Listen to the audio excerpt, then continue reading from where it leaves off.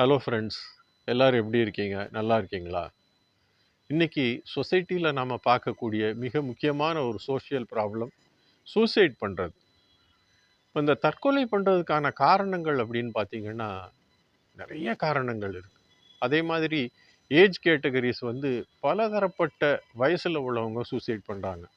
Students அப்படின்னா fail ஆகிறதுனால suicide பண்ணுறாங்க. மார்க் குறைச்சி வாங்கினா சூசைட் பண்ணுறாங்க. அப்புறம் லவ் ஃபெயிலியரில் சூசைட் பண்ணுறாங்க. வேலைக்கு போகிறவங்க ஒர்க் ப்ரெஷரில் சூசைட் பண்ணுறாங்க. இது அல்லாமல் இப்போ சமீப காலமாக நாம் பார்க்கக்கூடிய வந்து சூசைட் என்னன்னா, ஆஹ், வெளிநாட்டுக்கு வேலைக்கு போகணும் அல்லது மேல் படிக்க போகணும் அப்படின்னு சொல்லிட்டு அப்ளை பண்ணுறாங்க. எம்பசியில் வந்து விசா கொடுக்காம ரிஜெக்ட் பண்ணாங்கன்னா சூசைட் பண்ணுறாங்க. ஏன் இந்த மாதிரி? நீங்கள் தனி ஆள் கிடையாது. உங்களுக்குன்னு நிறைய பேர் இருக்கும். உங்களுக்குன்னு குடும்பம் இருக்குது. குடும்பம் இல்லையா? குடும்பத்தில் உள்ளவங்கள்ட்ட வந்து உங்களால் வந்து ஷேர் பண்ண முடியலையா? ரொம்ப க்ளோஸ் ஃப்ரெண்ட்ஸ் இருக்காங்க. ரொம்ப வெல் விஷர்ஸ் இருக்காங்க. அவங்கள்ட்ட ஷேர் பண்ணுங்க. இதுவும் அல்லாமல் தேவைப்பட்டால் கூச்சப்படாமல் ஒரு கவுன்சிலிங் சைக்காலஜிஸ்டையோ அல்லது சைக்காட்ரிஸ்டையோ ஒரு கன்சல்டேஷனுக்கு போங்க.